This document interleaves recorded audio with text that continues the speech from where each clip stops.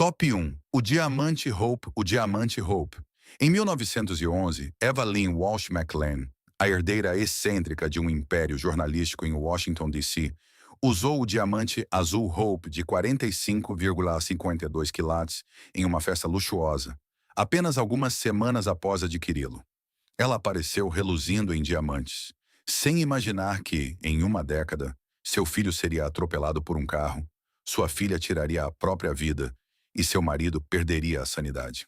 A pedra, lapidada a partir de uma joia lendária, roubada de um templo hindu, havia iniciado sua última jornada, e ela se tornaria cada vez mais sombria.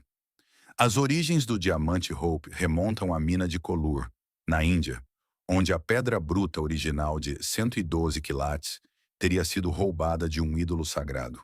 O negociante de pedras preciosas francês Jean-Baptiste Tavernier levou-o para a Europa no século XVI e disse que a maldição começou pouco depois. A morte misteriosa de Tavernier, sobre a qual circulavam boatos de que teria sido dilacerado por lobos, alimentou os primeiros rumores de desgraça. O diamante acabou chegando a Luís XIV, que o mandou lapidar como o Bleu de France. Tanto Luís XIV quanto Luís XVI tiveram fins ignominiosos, assim como Maria Antonieta, outra portadora da joia amaldiçoada. Após a Revolução Francesa, o diamante desapareceu, reaparecendo em Londres apenas no século XIX. Nessa época, a pedra já havia sido relapidada em sua forma atual e recebido um novo nome, o diamante Hope, em homenagem ao seu proprietário Henry Philip Hope. Mas a mudança de nome não conseguiu afastar a maldição. Proprietários subsequentes sofreram suicídios, internações em manicômios, falências e mortes violentas. Um sultão turco teria presenteado a gema a uma concubina, que foi assassinada mais tarde. Um banqueiro que a adquiriu perdeu tudo em poucos meses. A instituição Smithsonian recebeu o diamante em 1958 como um presente do joalheiro Harry Winston, que o enviou pelo correio em um simples pacote pardo. Apesar do ambiente pragmático de um museu nacional, os rumores sobre a maldição persistiram obstinadamente. Funcionários brincam que o diamante é responsável por pequenos contratempos, enquanto outros permanecem desconfortáveis diante de seu legado. Até o próprio Winston, que afirmava não acreditar em maldições, teria se recusado a levar a gema pessoalmente ao museu. Oficialmente, o Smithsonian nega qualquer crença na maldição. O diamante é apresentado como uma maravilha geológica e um artefato cultural. No entanto, seu passado parece menos um relatório mineralógico e mais uma lista de catástrofes. Fotografias de antigos proprietários, muitos dos quais tiveram fins trágicos, são mantidas nos arquivos do museu, mas raramente exibidas juntas. Se a maldição for real, ela sobreviveu a impérios, cruzou oceanos e deixou para trás qualquer lógica. Passou de reis a cidadãos comuns, deixando um rastro de destruição. E agora ele está lá, sob um vidro, visitado por milhões. A pergunta que permanece não é se o diamante é perigoso, mas por que aqueles que o possuem sempre têm tanta certeza de que serão a exceção? Top 2. A Caixa Dybbuk. A Caixa Dybbuk. Em 2001, um pequeno armário de madeira para vinhos surgiu em um leilão de espólio em Portland, Oregon. Parecia comum, com cerca de 25 centímetros de altura, um par de alças de latão e inscrições em hebraico entalhadas na superfície. A vendedora, uma sobrevivente do Holocausto, alertou para que a caixa nunca fosse aberta. Ela alegava que continha um Dybbuk, um espírito inquieto do folclore judaico que, segundo se diz, habita objetos e atormenta os vivos. O aviso foi ignorado. Em poucas semanas, o primeiro proprietário começou a apresentar sintomas que nenhum médico conseguia explicar. O comprador, um escritor chamado Kevin Mannis, adquiriu a caixa junto com outros itens domésticos. Após levá-la para casa, ele relatou que o armário exalava um odor persistente de urina de gato, apesar das limpezas repetidas. Aparelhos eletrônicos em sua casa começaram a apresentar mau funcionamento. Luzes piscavam. Portas se abriam sozinhas. O mais perturbador foi que Manes começou a sofrer de pesadelos vívidos, nos quais uma velha o atacava e sussurrava em uma língua que ele não entendia. Esses sonhos foram descritos de forma quase idêntica por vários proprietários subsequentes. Manes finalmente abriu a caixa. Dentro, havia objetos cotidianos, incluindo um botão de rosa seco, uma mecha de cabelo, uma estátua de granito e um cálice de vinho dourado. Nada parecia perigoso. No entanto, logo após a abertura, Manny sofreu um episódio semelhante a um derrame que afetou temporariamente sua visão e fala. Sua mãe, que havia tocado brevemente na caixa, sofreu uma grave emergência médica no mesmo dia. Manes decidiu vender a caixa online, incluindo um aviso detalhado sobre seus efeitos. A caixa D-Book passou pelas mãos de vários proprietários através do eBay. Um comprador relatou queda repentina de cabelo e ataques de ansiedade. Outro afirmou que sua casa se encheu de enxames de moscas que desapareceram assim que a caixa foi removida. Um terceiro proprietário, um estudante de medicina, descreveu como foi atormentado pelo mesmo pesadelo recorrente em que uma mulher idosa pressionava seu peito enquanto ele dormia. Cada proprietário tentou se livrar da caixa, mas encontrou dificuldades no descarte. Um alegou que ela reapareceu em sua porta depois de ter sido jogada fora. A história ganhou maior atenção quando investigadores paranormais foram envolvidos. A caixa foi apresentada em vários documentários e finalmente adquirida por um colecionador de objetos amaldiçoados. Durante o transporte, testemunhas alegaram que o container de armazenamento rachou sem explicação. Várias pessoas envolvidas no manuseio da caixa relataram mais tarde depressão, insônia e dores físicas inexplicáveis. Em um caso, um homem que tentou investigar a caixa sofreu tremores violentos e foi hospitalizado em poucos dias. O envolvimento de agências de aplicação da lei foi um ponto de discórdia. Embora não existam registros públicos de uma investigação formal do FBI sobre a caixa em si, relatos de distúrbios inexplicáveis e eventos médicos foram supostamente incluídos em arquivos mais amplos sobre fenômenos civis anômalos. Essas alegações permanecem parcialmente sob sigilo, o que aumenta a ambiguidade em torno do objeto. Céticos argumentam que a caixa D-Book é uma invenção moderna, um caso de sugestão em massa amplificado pela internet. Eles apontam para a falta de evidências físicas e o poder psicológico da crença. No entanto, a persistência das experiências relatadas por proprietários que não tiveram contato entre si continua sendo difícil de ignorar. Os pesadelos, os odores, as doenças repentinas, tudo isso seguiu a caixa em seu trajeto por estados e continentes. Finalmente, a caixa foi selada em um recipiente revestido com textos religiosos e armazenada. Nenhuma instituição pública aceitou exibi-la. Mesmo aqueles que duvidam de sua origem sobrenatural frequentemente se recusam a tocá-la diretamente. A caixa D-Book não circula mais, mas sua reputação sim. Se a caixa não passa de madeira e metal, não deveria representar uma ameaça. Mas sua história sugere que algo imaterial viaja com ela, afetando aqueles que se aproximam demais. Se essa força é uma crença cultural, contágio psicológico ou algo muito mais antigo, o padrão permanece inalterado. Top 3. A Safira Violeta de Delhi. A Safira Violeta de Delhi. Em 1857, durante os violentos levantes da rebelião indiana, um oficial da cavalaria britânica, chamado Coronel W. Ferris, subtraiu uma pedra preciosa violeta de um templo dedicado ao deus hindu Indra. A pedra foi levada como troféu de guerra e transportada para na Inglaterra. A partir desse momento, o tom de cada registro relacionado à joia começa a mudar, do direito de posse para o aviso de perigo.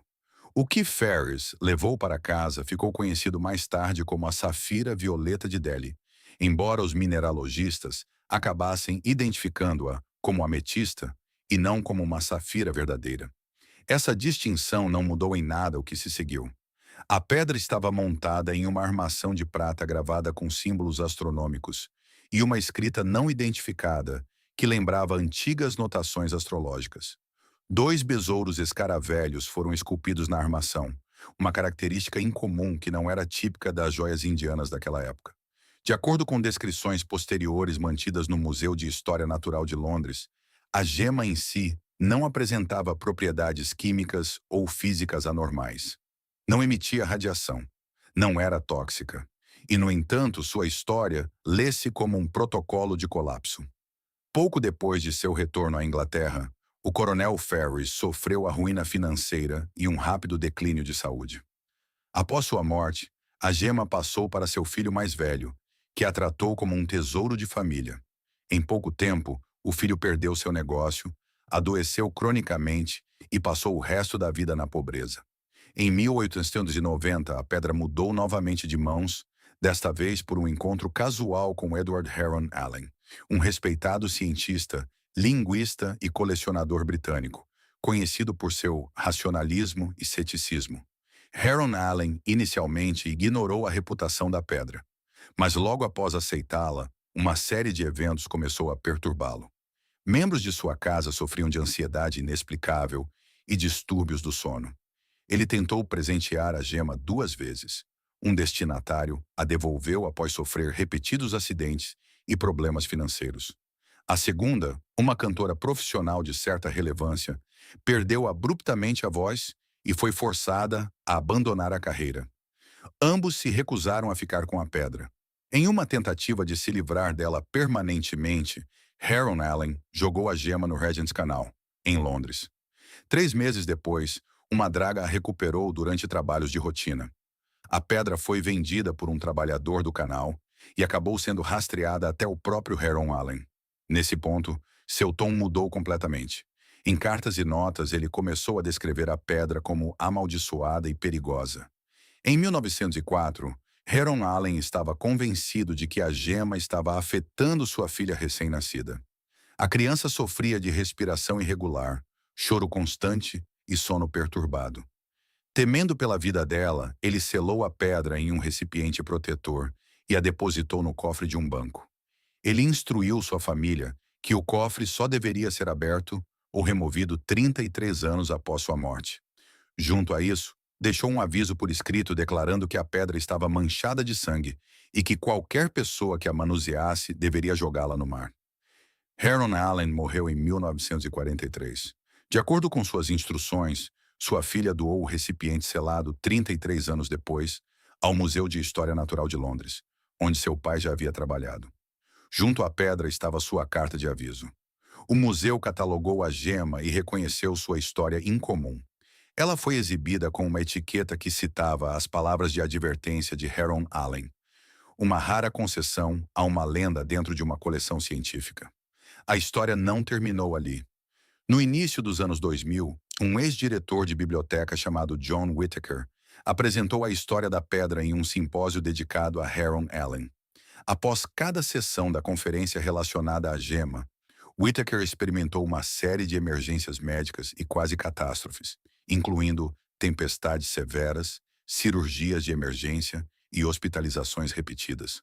O padrão preocupou até mesmo aqueles que descartavam a maldição como psicológica.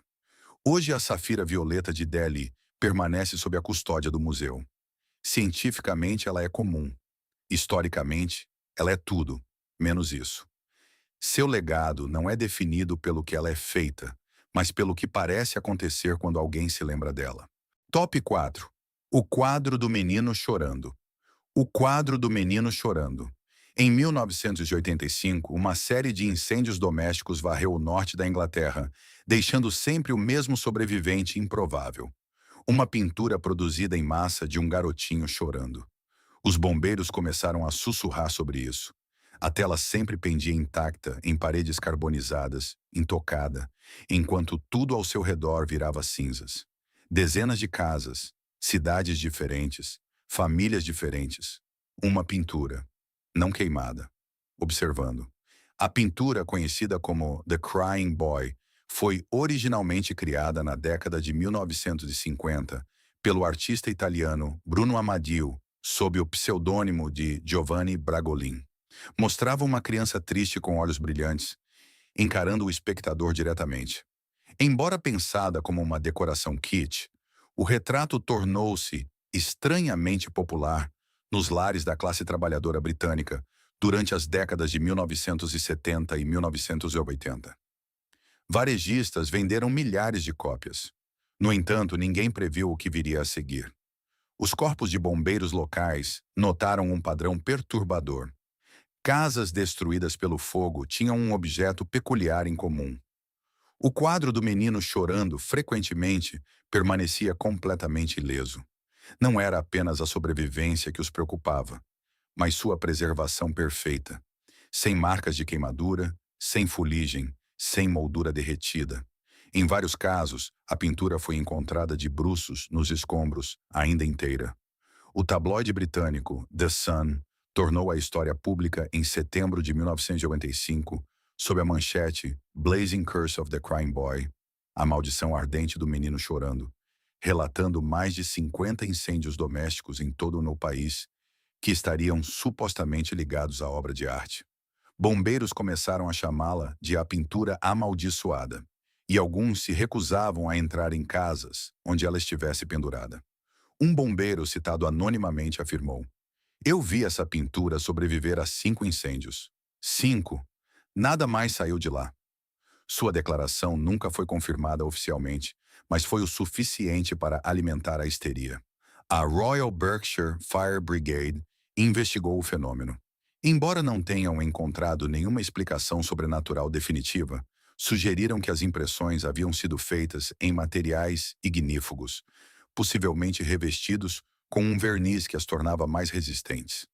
No entanto, isso não explicava por que justamente essa pintura escapava consistentemente da destruição, enquanto estava pendurada em meio a móveis altamente inflamáveis.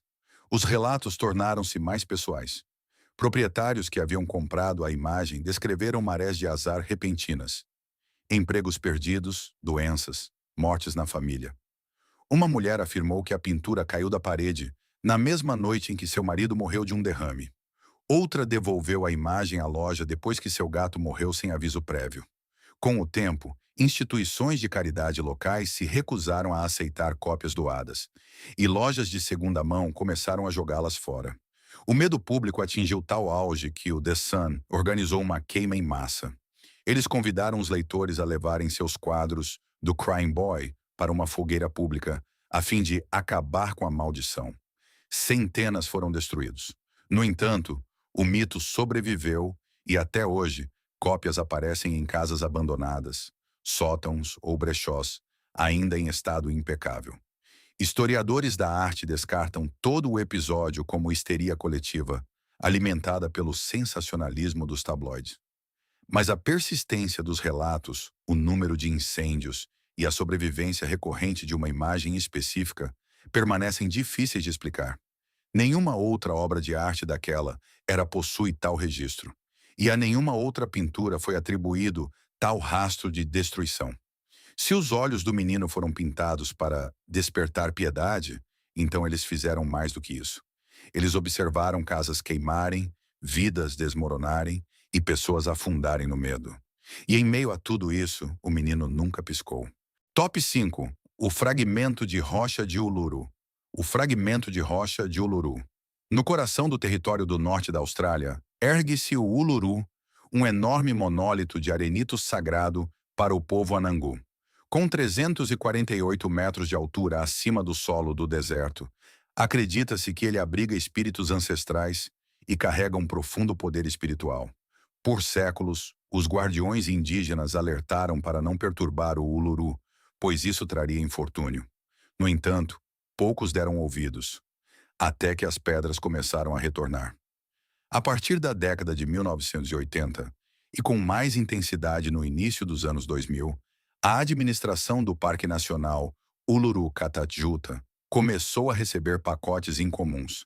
Dentro deles estavam pequenos pedaços de rocha, às vezes embrulhados em tecido, outras vezes enviados sem qualquer proteção. O que era notável nessas remessas eram as cartas que as acompanhavam. Dezenas, depois centenas de turistas de todo o mundo escreveram confissões. Haviam levado um pedaço do Uluru como lembrança para casa. E desde então, suas vidas haviam desmoronado. Las cartas parecem capítulos de um pesadelo coletivo. Um casal descreveu uma série de acidentes de carro e um colapso financeiro em poucas semanas após retornar da Austrália. Outro homem da Alemanha disse que perdeu o emprego a esposa e quase a vida em um acidente de esqui. Tudo em 6 meses após ter levado um seixo. Uma família dos Estados Unidos afirmou que sua casa pegou fogo poucos dias depois de terem trazido a pedra de volta. Muitos imploravam por perdão e pediam que as pedras fossem devolvidas ao seu lugar de direito. Os guardas do parque começaram a catalogar as pedras e a guardá-las em uma área isolada do centro de visitantes, apelidada informalmente de pilha de desculpas. Cada pedra devolvida era marcada com o nome do remetente, a data e o local de origem do pacote. Ao longo dos anos, a pilha cresceu. Até 2010, continha mais de 1.000 fragmentos, desde minúsculas lascas até pedaços do tamanho de uma mão. As cartas anexas eram frequentemente escritas em desespero, cheias de culpa, remorso e histórias de dificuldades inexplicáveis. Embora alguns considerassem o fenômeno superstição ou coincidência, a persistência dos infortúnios relatados atraiu atenção. Até funcionários dos Correios começaram a falar de uma aura estranha que cercava os pacotes devolvidos. Alguns estavam danificados, outros cheiravam a enxofre ou decomposição, embora contivessem apenas rocha seca. Em um caso, uma carta da Espanha chegou com uma pedra e um pedido de desculpas, rabiscado em 3 tintas diferentes, como se tivesse sido escrito em várias tentativas. O povo Anangu nunca pediu que as pedras fossem devolvidas. Sua posição permaneceu consistente. A terra não deveria ser perturbada. Para eles não se tratava de vingança ou punição, mas de equilíbrio espiritual.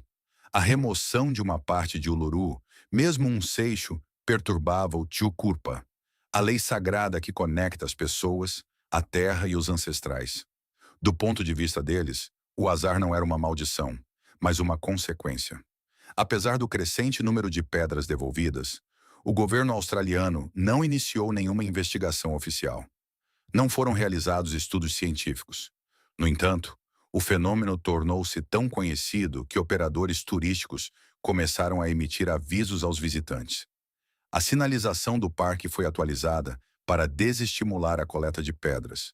Em 2019, a escalada de Uluru foi proibida permanentemente, por respeito à sua importância cultural e aos persistentes relatos de distúrbios espirituais. Hoje as pedras continuam chegando.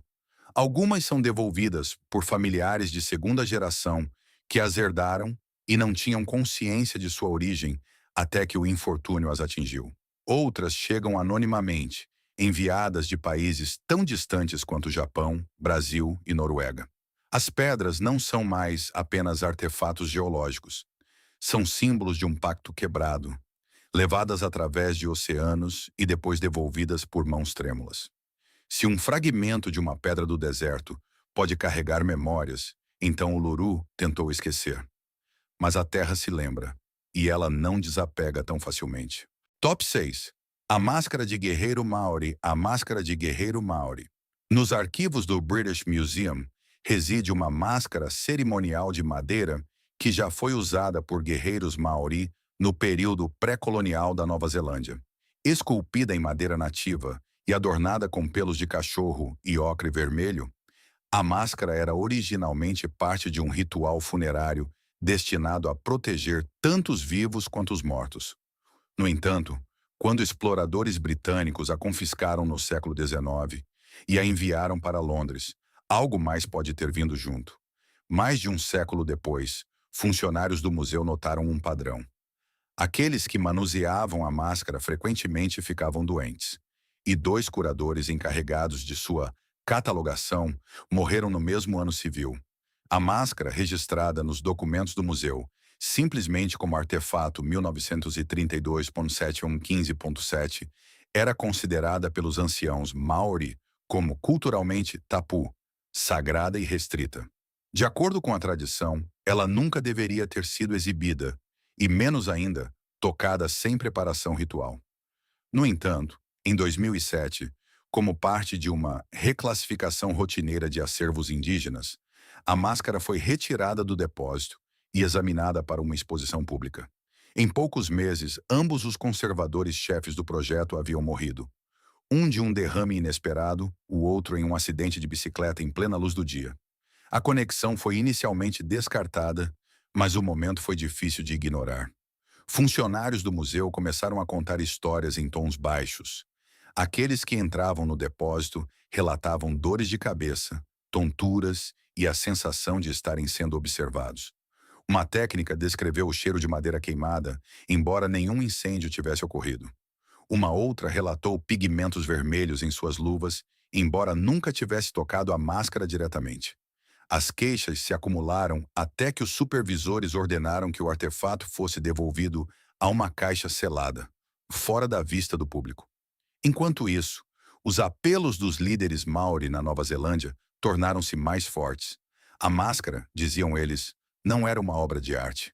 Era um objeto ancestral imbuído de mana, autoridade espiritual. Sua presença em uma terra estrangeira, sem cerimônia ou consentimento, violava princípios fundamentais da lei Maori. Em 2010, representantes de vários iwi, tribos, fizeram um pedido formal de repatriação, citando não apenas razões culturais, mas também relatos de inquietação espiritual. O British Museum reconheceu o pedido, mas recusou a entrega do artefato, citando protocolos de propriedade e leis internacionais. Diante de distúrbios internos e escrutínio público, os responsáveis pelo museu optaram por um compromisso. A máscara foi transferida para uma caixa de madeira feita sob medida, forrada com linho e colocada em uma sala climatizada, inacessível para a maioria dos funcionários. Ela não voltará a ser exibida. Não houve comentário oficial sobre as supostas mortes ou doenças, e o museu removeu silenciosamente referências ao objeto de seu guia de visitantes. Fora da instituição, no entanto, a história se espalhou. Pesquisadores parapsicológicos incluíram a máscara em listas de artefatos coloniais amaldiçoados. Líderes espirituais Maori alertaram que tais objetos não possuem apenas presença física, mas carregam uma consciência ancestral. Um respeitado Tohunga, ancião espiritual, foi citado no New Zealand Herald, dizendo: "Se você rouba a voz dos mortos, eles não permanecem em silêncio." O British Museum recusou todos os pedidos subsequentes de entrevista sobre a máscara. Sua localização exata é conhecida apenas por poucos, e ela permanece sem catalogação no banco de dados público. No entanto, os rumores persistem, que sua vitrine ocasionalmente é encontrada entreaberta, que guardas se recusaram a entrar na ala do depósito sozinhos, que um estagiário se demitiu após ouvir cantos em um corredor vazio. Se maldições são apenas metáforas para a culpa, então esta máscara diz muito. E se forem algo mais, então talvez os mortos ainda não tenham terminado de falar. Top 7. O espelho de templo japonês. O espelho de templo japonês. Em 1998, um colecionador de Tóquio adquiriu um espelho de bronze de um templo shintoísta em ruínas em Kyoto, que estava destinado à demolição. O espelho, com quase 30 centímetros de diâmetro, com uma face polida e o verso gravado, carregava a imagem de Amaterasu, a deusa do sol shintoísta, e teria pertencido outrora a um sacerdote do santuário que desapareceu em circunstâncias misteriosas. Em um ano após sua remoção, 3 pessoas intimamente ligadas ao espelho estariam mortas. O colecionador, um empresário de 53 anos com interesse em relíquias esotéricas, teria ignorado o aviso do guardião do templo. Disseram-lhe que o espelho nunca fora feito para refletir os vivos, mas apenas para devolver a luz aos deuses. Mesmo assim, o objeto foi embalado e transportado para Tóquio. Semanas depois, o homem desmaiou em seu apartamento e morreu de um óbvio aneurisma cerebral. Não havia problemas de saúde conhecidos anteriormente.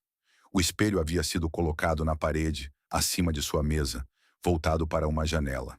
Logo após sua morte, o espelho passou para sua irmã mais nova, que solicitou uma avaliação. Durante a perícia, ela também começou a sofrer de tonturas e visão embaçada. Dias depois, foi encontrada inconsciente em sua casa e morreu mais tarde pelo que os médicos descreveram como um evento cardíaco súbito. A terceira morte ocorreu meses depois. O negociante de antiguidades que aceitara encontrar um comprador para o espelho Morreu em uma colisão de veículos enquanto transportava a peça para uma exposição em Nagoya. Os investigadores constataram que ele dirigia abaixo do limite de velocidade e as condições climáticas estavam claras. O espelho foi devolvido ao depósito. Relatos circularam na fechada comunidade de especialistas em antiguidades de Tóquio. Alguns o descreveram como uma porta do sol ou como um objeto imbuído de kami, os espíritos divinos da crença shintoísta. Outros afirmaram que fazia parte de um kagami, uma tríade ritual de espelho, espada e joia. Três objetos sagrados que nunca deveriam ser separados. Sem os outros, acreditava-se, o equilíbrio do espelho estava perturbado, sua ressonância espiritual corrompida. Nenhum museu no Japão aceitou a peça. Seu paradeiro atual é presumido, mas não confirmado.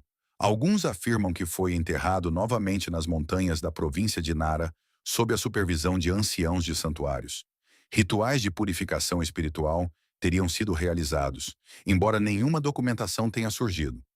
Parapsicólogos que investigaram o caso sugeriram uma reação psicossomática desencadeada pelo folclore do espelho. No entanto, os registros médicos não mostram condições pré-existentes nos três falecidos. Mais perturbador foi o fato de que cada pessoa morreu dentro de 33 dias após o contato físico com o espelho. Um detalhe observado em uma entrada de diário, agora retirada de um acadêmico japonês que investigava objetos amaldiçoados. Tentativas de fotografar o espelho teriam falhado. Câmeras digitais mostravam distorções ou brilhos ofuscantes, independentemente da iluminação. Um colecionador que tentou escanear as gravuras descreveu o arquivo de imagem resultante como corrompido, mesmo quando aberto em vários dispositivos. Se isso é uma coincidência tecnológica ou algo diferente, permanece desconhecido. Na crença japonesa, espelhos não são meras ferramentas de reflexão. São portais, símbolos da verdade e instrumentos sagrados do testemunho divino. Encarar um espelho ritual, especialmente um usado em ritos esquecidos, significa correr o risco de ser visto por algo que não foi feito para olhar de volta. Se este espelho uma vez capturou a luz do sol para os deuses, agora talvez reflita apenas a perda. E o que quer que ele tenha revelado outrora, ele teve grande cuidado em manter oculto. Top 8. O vaso de Bassano. O vaso de Bassano. Em algum momento do século XV, em uma pacata aldeia perto de Nápoles, um vaso de prata foi confeccionado como presente de casamento para uma jovem noiva de uma nobre família italiana. Ele nunca chegou ao altar. Segundo relatos locais, ela foi encontrada morta em seu quarto na véspera da cerimônia, com o vaso ainda agarrado em suas mãos. A causa de sua morte nunca foi esclarecida. O vaso, belíssimo, mas agora marcado pela tragédia, foi passado a um parente. Ele também morreu pouco depois de receber o vaso. Assim começou a lenda sussurrada do vaso de Bassano. Uma relíquia que trazia a morte a qualquer um que o possuísse. O vaso era feito de prata maciça, tinha cerca de 25 centímetros de altura e era artisticamente gravado com motivos florais e de serpentes. Apesar de seu valor artístico, o objeto permaneceu cercado de suspeitas. Nos séculos seguintes, a propriedade do vaso foi transferida silenciosamente, muitas vezes após mortes súbitas e inexplicáveis. Registros de arquivos de propriedades dos séculos XVII e XVIII contêm referências indiretas a um recipiente de prata da dor, descrito como amaldiçoado e removido do inventário após cada incidente. No século XX, o vaso de Bassano reapareceu em um cenário mais público. Em 1988, ele foi leiloado na Itália com uma nota manuscrita. Cuidado, este vaso traz a morte. O aviso foi ignorado. O comprador, um farmacêutico local, morreu em 3 meses após a aquisição. Sua família, sem se abalar, vendeu-o a um cirurgião, que também morreu pouco depois. Pelo menos mais 2 proprietários, um arqueólogo e um negociante de antiguidades, sucumbiram a um destino semelhante em rápida sucessão.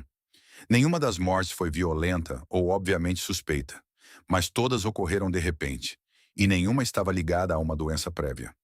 Finalmente o vaso tornou-se invendável. Casas de leilão recusavam-se a listá-lo.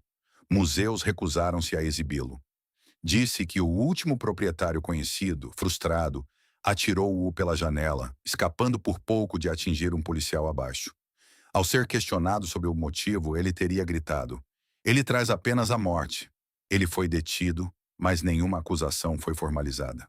O vaso foi temporariamente custodiado pelas autoridades locais, até desaparecer dos registros públicos. Segundo uma lenda local, a polícia entregou o artefato à Igreja Católica, onde foi enterrado em um local desconhecido, trancado em uma caixa revestida de chumbo e sepultado sob um mosteiro. A igreja nunca confirmou isso. Algumas versões afirmam que o vaso foi jogado no Mar Adriático, outras que permanece oculto em um cofre privado. Não existem fotografias e ele não consta mais em nenhum banco de dados oficial do patrimônio cultural italiano. Céticos argumentam que as mortes foram casuais e que o vaso nunca carregou outra maldição além daquela do superstição local. No entanto, a persistência do padrão, combinada com a recusa de instituições em aceitar o artefato, mantém a história viva. O termo vaso de Bassano tornou-se sinônimo de infortúnio silencioso e inevitável no folclore italiano. Se a beleza pode camuflar uma ameaça, o vaso de Bassano o fez perfeitamente. Foi criado como um presente de alegria e união, mas entregou apenas silêncio, dor e morte. Top 9. A estatueta de terracota amaldiçoada. A estatueta de terracota amaldiçoada. Em 1996, uma equipe de arqueólogos sul-coreanos, em uma investigação não oficial nas margens do mausoléu do primeiro imperador de Qin, em Xi'an, China, descobriu uma estatueta de terracota que se diferenciava de todas as catalogadas até então. Ao contrário dos soldados em tamanho real da famosa cavalaria de terracota, esta estátua tinha apenas cerca de 35 centímetros de altura, com traços faciais exagerados, membros angulares e uma postura contorcida. Estava enterrada a vários metros da zona principal de escavação, em uma área considerada zona proibida. Em um ano após sua remoção, 3 membros da equipe estariam mortos, e a estatueta foi silenciosamente devolvida, sem cerimônia ou documentação. A equipe, liderada pelo professor Lee Seng-woo, da Universidade de Hanyang, fora concedido acesso limitado à periferia do complexo funerário imperial. Em uma varredura com radar de penetração no solo, localizaram uma cavidade anômala e desenterraram a estatueta. Diferente das estátuas típicas da dinastia Qin, este objeto era feito de uma mistura de argila mais escura e apresentava sinais de exposição intensa ao calor. O interior da figura oca continha algo que parecia seda queimada e restos de uma substância em pó vermelha, identificada mais tarde como cinábrio, sulfeto de mercúrio, um composto associado a rituais de imortalidade. Logo após a descoberta, começaram incidentes estranhos. Um assistente sofreu uma convulsão no local e desenvolveu mais tarde um distúrbio neurológico agressivo. Um segundo pesquisador morreu em um acidente de trânsito em circunstâncias incomuns. Seu carro saiu da pista em uma estrada reta, sem marcas de frenagem. A vítima mais proeminente, o próprio professor Lee, morreu 3 meses após o transporte da estatueta para a Coreia, vítima de uma hemorragia cerebral.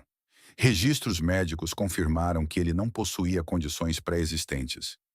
Memorandos internos da universidade mencionavam preocupações supersticiosas entre os funcionários e violações da sensibilidade cultural. As autoridades chinesas não foram informadas oficialmente sobre a descoberta.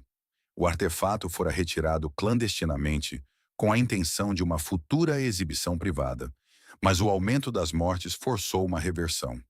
De acordo com uma carta secreta que vazou anos depois, a estatueta foi devolvida à noite, por meio de um intermediário, a um mosteiro budista perto de Huashan. Desde então, nunca mais foi vista publicamente.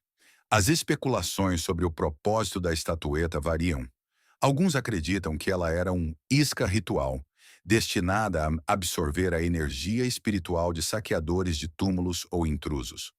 Outros sugerem que foi usada em rituais de maldição antes do sepultamento, colocada deliberadamente fora do túmulo para afugentar curiosos.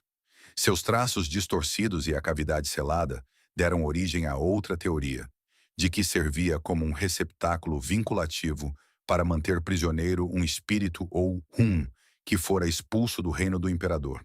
Tentativas de fotografar ou escanear a estatueta antes de sua devolução falharam repetidamente. A única imagem conhecida, uma Polaroid borrada tirada no dia de sua escavação, mostra a sombra da estátua de forma mais nítida do que sua superfície. Não foram publicados escaneamentos 3D ou trabalhos acadêmicos. A universidade removeu todos os registros públicos sobre a expedição e os membros do grupo de pesquisa recusaram entrevistas. Na tradição funerária chinesa, objetos colocados além do limiar de um túmulo frequentemente assumiam papéis protetores ou de retaliação. Neste caso, o objeto pode ter sido um guardião silencioso que esperou séculos para ser perturbado e, uma vez despertado, garantiu que nunca mais seria incomodado. Se algo antigo estava selado nesta estatueta, não perdoou a escavação. Ele avisou. Depois, desapareceu. Top 10. A máscara de fogo africana, a máscara de fogo africana. Em 2003, uma máscara de madeira artisticamente esculpida da África Ocidental surgiu em uma liquidação de espólio privado em Londres. Presumivelmente originária do povo Yorubá da Nigéria, a máscara carregava símbolos associados à invocação de ancestrais e proteção espiritual. Com cerca de 40 centímetros de altura, apresentava madeira carbonizada e enegrecida, franjas de pelos de cabra e vestígios de tinta ocre e vermelha nas sobrancelhas e lábios. Teria ficado guardada por décadas, até que alguém a pendurou em uma parede. O que se seguiu foi um padrão tão violento e específico que despertou suspeitas. 3 incêndios domésticos em 3 países, todos vinculados ao mesmo objeto. A máscara foi comprada primeiro por um negociante de arte especializado em artefatos tribais. Em 2 semanas após a instalação em sua galeria, um incêndio irrompeu durante a noite, destruindo parte do 2º andar. Os investigadores não conseguiram determinar a causa. Suspeitou-se de um defeito na fiação, mas não foram encontrados problemas elétricos. Notavelmente, a máscara sobreviveu ao incêndio chamuscada, mas intacta, e acabou sendo vendida a um colecionador particular em Sydney, Austrália. Menos de um ano depois, a casa em Sydney pegou fogo enquanto os proprietários estavam de férias. Vizinhos relataram ter ouvido uma série de estalos antes de as chamas eclodirem. Os bombeiros encontraram a sala de estar totalmente destruída. A máscara foi recuperada novamente, desta vez com uma grande rachadura vertical que a atravessava ao meio. Peritos de seguros sinalizaram o caso devido a inconsistências, mas a origem do fogo nunca foi identificada. O colecionador, aterrorizado, vendeu a máscara anonimamente através de uma plataforma online. Sua terceira e última localização conhecida foi em Toronto, onde foi comprada por uma jovem professora de antropologia especializada em objetos rituais africanos. Ela exibiu a máscara em seu escritório. 6 meses depois, em pleno inverno, um incêndio começou exatamente naquela sala. Os investigadores atribuíram-no a um aquecedor com defeito, mas os colegas da professora contestaram. Ela supostamente não usava aquecedores portáteis. O fogo destruiu metade de sua casa, e a máscara foi novamente retirada das cinzas, desta vez com a base queimada, mas estruturalmente intacta. Relatos sobre os incidentes começaram a circular em comunidades de colecionadores online. Acreditava-se que a máscara estivesse ligada a rituais Egungun, cerimônias em homenagem aos espíritos dos ancestrais. Em algumas tradições, máscaras usadas em tais ritos são consideradas receptáculos vivos, que não devem ser exibidos casualmente ou fora de seu contexto cultural. Perturbá-las ou levá-las para longe de sua terra sagrada deveria provocar uma reação espiritual. Se essa reação era metafórica ou literal, tornou-se uma questão de séria preocupação. A máscara foi finalmente adquirida por um colecionador britânico privado que ouvira falar dos incêndios e pretendia refutar os boatos. Ele a armazenou em uma caixa reforçada e climatizada dentro de seu cofre no porão, instalando sensores de movimento e temperatura ao redor. A máscara não se moveu nem incendiou nada desde então. No entanto, o colecionador supostamente se recusa a entrar no cofre sozinho. Nenhuma instituição manifestou interesse em adquirir o objeto. Museus consultados foram cautelosos, citando preocupações culturais e éticas sobre a exibição de artefatos rituais sem o consentimento da comunidade. Um estudioso da África Ocidental, a quem foram mostradas fotografias da máscara, recusou-se a comentar. Ele disse apenas: "Esta máscara nunca foi feita para cruzar oceanos. Até hoje, a máscara de fogo africana existe em uma espécie de limbo, e escondida, estudada, mas nunca totalmente compreendida. Se os incêndios foram mera coincidência ou um revide espiritual, o padrão deixado está gravado em 3 vidas separadas e 3 casas distintas em continentes diferentes. Se o fogo é uma força purificadora, talvez algo antigo estivesse tentando limpar os lugares para onde fora banido. Ou talvez estivesse apenas tentando voltar para casa, queimando tudo em seu caminho. Conclusão: estes 10 artefatos, espalhados por continentes e séculos, revelam um padrão persistente demais para ser ignorado. Eles não são apenas relíquias, são ecos de forças não resolvidas, cada uma deixando uma assinatura escrita, não em tinta ou inscrições, mas em sofrimento. De museus a casas particulares, de blocos de leilão a cofres proibidos, esses objetos percorreram longas distâncias, carregando consigo mais do que apenas história. O que eles revelam não é uma série aleatória de infortúnios, mas uma estrutura coerente de ruptura. Cada objeto parece superficialmente inofensivo: pedra, madeira, prata, tinta, mas desencadeia uma cascata de desgraças assim que é tocado, perturbado ou removido de seu contexto original. E, consistentemente, aqueles que entram em contato com eles relatam padrões semelhantes: doenças inexplicáveis, perda, fogo, sintomas neurológicos, pesadelos vívidos. Esses efeitos não estão documentados apenas no folclore, mas em relatórios policiais, registros de seguros, protocolos de museus e notas acadêmicas, muitos dos quais desapareceram ou nunca foram oficialmente reconhecidos. A supressão não é coincidência. Muitos desses objetos sumiram de bancos de dados públicos, foram devolvidos silenciosamente ou escondidos por instituições cautelosas, demais para admitir que um dia estiveram em sua posse. Em alguns casos, funcionários de museus recusaram-se a exibi-los ou até mesmo a tocá-los. Outros foram enterrados sob burocracia e devolvidos a solo sagrado sem comunicados à imprensa ou placas memoriais. O resultado é um paradoxo estranho. Os artefatos mais perigosos são frequentemente os menos estudados. Seu perigo parece não residir em seu material, mas no que eles ameaçam revelar. A perda potencial é incalculável. Cada objeto poderia, se compreendido corretamente, abrir novos caminhos na antropologia, na pesquisa da consciência, na ciência dos materiais e na relação entre crença e realidade. Quais propriedades permitem que uma estátua gire sozinha em uma vitrine selada? Que tipo de campo, se houver, conecta um fragmento de rocha ao infortúnio em continentes distantes? Por que os padrões de dano se repetem em casos completamente diferentes, separados geográfica e culturalmente? Estas são perguntas que permanecem deliberadamente sem resposta. E a ameaça continua. Mesmo enquanto digitalizamos o conhecimento e escaneamos textos antigos, os fenômenos verdadeiramente perturbadores ainda estão trancados em caixas, gavetas e cofres climatizados. Não porque nos faltem as ferramentas para estudá-los, mas porque alguém, em algum lugar, decidiu que seu conteúdo é perigoso demais para ser divulgado. Cada curador que realoca um objeto amaldiçoado, cada colecionador que sela um objeto em chumbo, faz parte de uma rede silenciosa de contenção.